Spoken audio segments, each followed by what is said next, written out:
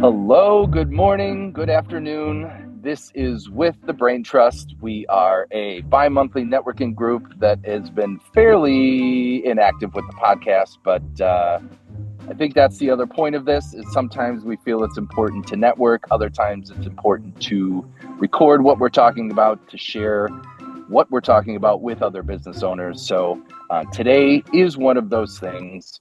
We will have David Levine speaking, but before we do that, let me just introduce the Braintrust really fast. Corey, do you mind just leading us off? Do a quick sentence of who you are and your business. Yeah, Corey Friedman, CF Financial, provide fractional CFO services in addition to various kinds of forecasting, planning, and analysis, typically for small and medium-sized businesses. Perfect. Lita. Hi, Lita Bunting with Snimka Creations. I help manage digital photo libraries and create memories, ways to help you preserve those memories. Wow, I'm out of practice here. So anyway, I'm a photo girl and I can help with your photos. Thank you. Jenny. Good morning. I'm Ginny Kanzioka, graphic designer and artist. I can help you with your corporate identity, business cards, marketing materials, signage. 3 reasons to work with me. I'm professional, I'm creative, and I am a problem solver. Thank you. Thank you. And I'm Michael Rattay, Ballbrain Creative, imaginative photos and videos to share your story. And so, David, how about this? You can just give us a quick intro and then jump right into your presentation. Great. So my name is David Levine. I'm Your Virtual Professional. I help businesses get found and then keep customers coming back. And now I'll just jump right in. So today, I'd like to share the journey behind my book, Old School Service, New School Tools, which I'm happy to say is an Amazon bestseller. The book began as a book about customer experience. It was built around one simple belief. Businesses need to be customer-centric. My goal is to help businesses, business owners, entrepreneurs, sales professionals, and service teams create experiences that customers remember, recommend, and return for. Then about 10 months ago, before the book was ready to get published, my publisher gave me some unexpected news, advice, not sure exactly what you want to call it. But she said to me, your book needs an AI component to succeed because all the books that are selling right now are AI driven. At first, I wasn't sure how to fit AI into a book that had always been about customer experience. Then I realized I did not need to change the message. I needed to expand it. That realization set me on a path I never expected, and I'll come back to a little later. Because while technology changes, human nature does not. Customers still want to feel heard. They still want to feel appreciated. They still want to do business with people that they trust. That's what old school service, new school tools is all about. The book wasn't written overnight. It was shaped by twists and turns, setbacks and opportunities throughout my career. To understand why customer experience became its foundation and why it still guides how I do business today, let me take you back to where it all began. I started my career as an inner city high school teacher in Chicago. But 3 days before the school year began, I lost my full-time teaching position. That forced me to start rethinking my future. I eventually transitioned into IT, where I worked my way up from technical support to becoming a project director during the dot-com boom. Then almost overnight, the dot-com bomb or the dot-com bubble burst, also known as a dot bomb, and I found myself unemployed. The next step was municipal government, and if you ever read Dilbert, you'll understand what I mean. Creativity wasn't encouraged, bureaucracy was. That pretty much summed up my time in a municipal government. Then in 2004, my wife and I took a leap of faith and bought a struggling business called Illinois Nut Outlet. We renamed it to Illinois Nut and Candy, and over the next 2 decades, transformed it from a store people avoided into the largest kosher candy store in the Midwest by focusing on one thing, creating remarkable customer experiences. Life also brought personal challenges. I survived a bone marrow transplant, an experience that gave me a greater appreciation for people, relationships, and the impact that small acts of kindness can have. Today, I help small businesses grow by combining old school customer service principles with new school technology. It's the same philosophy that shaped my business, inspired this book, and continues to guide everything that I do. When we bought the business, we inherited more than inventory and equipment. We inherited a reputation. Shortly after buying the business, a customer told me something I'll never forget. She said she had actually taught her children the word boycott because of the previous owner's customer service, or really lack thereof. At the moment, I realized we just had not bought a candy store. We had bought a store, and now we had to rebuild trust. One of the first things we did was change the name to Illinois Nut and Candy, signaling a new beginning. Then we turned our attention to the storefront. It wasn't bad, but it was dated. We wanted the outside to reflect the fun and excitement customers would experience once they walked through the door. We transformed the facade into something people couldn't help but notice. But here's what mattered most. A great storefront gets people to walk in. A great storefront is where customer service begins. But the great customer experience gives them a reason to come back. We focused on creating raving fans by smiling, listening, solving problems, and making every customer feel valued. That's how we transformed a struggling business into the largest candy store in the Midwest that also specialized in niches such as color, gluten-free before it was popular, and even though it was called Illinois Nut and Candy, we had nut-free and sugar-free products as well. Our commitment to customer experience changed everything. We didn't have the biggest advertising budget, and to be perfectly honest with you, there were seasons we didn't have a budget at all. We weren't the biggest candy store. We didn't have the lowest prices. What we did have was a commitment to making every customer feel valued. Over time, our customers became our biggest advocates. They told their friends. They told their family. They voted for us in local competitions. They kept coming back. We were honored as Business of the Year. Fox News featured us and dubbed me the Kosher Willy Wonka.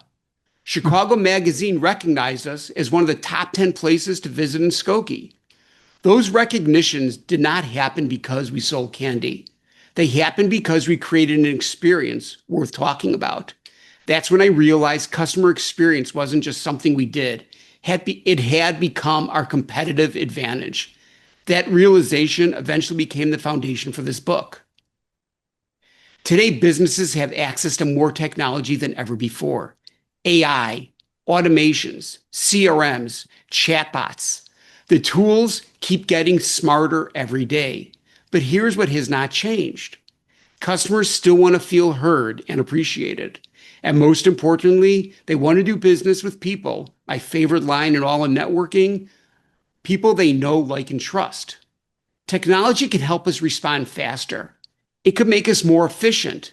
It can even help us anticipate our customers' needs. But technology alone doesn't build trust. It doesn't create loyalty. And it does not create raving fans. People do. Throughout my career, I've watched wave after wave of new technology transform the way we do business. We went from fax machines, and yes, I'm dating myself, to email, websites, social media, smartphones, and now AI. Every one of those innovations changed how we do business. They made us faster, more connected, more efficient. But they never changed why customers chose to do business with us. Because, like I said, technology changes. Human nature does not. This brings us to what I believe is the biggest opportunity businesses have today. AI is one of the most powerful business tools we've ever had. It can help us write, analyze data, brainstorm ideas, automate repetitive tasks, and make us more productive. But here's what AI can't do. It can't build genuine relationships. It cannot earn trust. It cannot make a customer feel truly heard, appreciated, or valued. People build relationships. People earn trust. People create loyal customers. That's a human advantage. The businesses that thrive won't choose between AI and people. They'll use AI to handle the routine work so they can focus on what matters most, building trust, strengthening relationships, creating remarkable customer experiences. And how do you consistently create remarkable customer experiences that people talk about and remember? After years of testing ideas in my own business, I developed what I call the RAVE system. It's a simple framework that any business can use to create more loyal customers. The R stands for respond instantly. Great customer experiences begin with responsiveness. Customers shouldn't have to wonder if you receive their email, voicemail, or request. The A stands for acknowledge personally. Technology could automate communication, but people still want to be seen, heard, and appreciated. The V stands for value add always. Look for opportunities to exceed expectations. Sometimes it's something small that creates the biggest impact. And finally, E, earn loyalty for life. The goal isn't simply to complete a transaction. The goal is to create customers who come back, leave great reviews, refer their friends and family, become advocates for your business. Because at the end of the day, people don't rave about products. They rave about experiences. You may remember a short time ago, I said my publisher suggested, or behooved me rather, the book needed an AI component. And it took me a while to figure out what that should look like. At first, I thought maybe it should just be another chapter. Then I realized that no matter what type of chapter I wrote, it really wouldn't matter because it would be outdated by the time the book was published. And that's when I realized the book needed an application to go with it. Instead of simply telling people how to create remarkable customer experiences, I developed a series of interactive AI tools that help businesses put those ideas into practice. Each tool is built around a principle from the book, helping business owners apply customer experience concepts in the real world. I also created 2 free bonus tools, the High Five Generator, which helps coworkers and leaders recognize and celebrate great work. And I also created the Toxic Client Decider, which helps business owners evaluate difficult relationships objectively.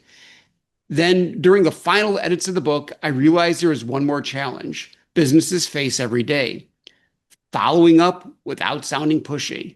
That inspired me to create a second standalone AI platform called the Follow-Up Helper, dedicated entirely to helping professionals build stronger relationships through thoughtful follow-up. The message has never changed. Customer experience still comes first. AI simply became another tool to help businesses deliver it better. I appreciate your time. My hope is that you leave with one simple idea. Technology will continue to change. Human nature won't. The businesses that thrive will be the ones that use technology to strengthen relationships, not replace them. If you'd like to learn more, please scan the QR code to order the book, excuse me, or explore the AI tools. And I thank you again for your time. Thank you, David. Thank you. That was insightful, informative, and I think the story about the brick and mortar business and the transition, I think, also helps what's going on. No, I mean, I thought it was great. I love what you said about how AI can help strengthen the relationships and not replace. I feel like everyone's like, oh, AI can do this, AI this, and they're looking to have AI replace everything. But the human connection can only be strengthened. And I loved what you said. It really resonated with me. So thank you. Thank you. What I've noticed while talking to a few clients is that, everybody thinks that they need to add AI to their business. And what I tell people is before adding AI to your business and before buying a tool for AI, I strongly suggest that people look at their processes first and see if the process needs to be fixed before you find a tool to either fix it or make it worse. Because sometimes by just throwing something at it, you're not solving the problem, you're making a new problem. Right. Yeah, that's where you need someone to kind of help a little bit with technology, because I think it's easy to be like, well, everyone's talking about it, I should do it. But maybe it's not the right choice. So that's a good thought. And I totally agree. I like the optimism, and I hope that human connection just becomes stronger the more that everything is digital and just everything's digital. So thank you. Thank you very much. I appreciate your guys' time. Likewise. All right. Till, thanks everyone for listening. Check out Amazon for David's book. And Oh, see you guys Dave, in a did you couple send me weeks. that link?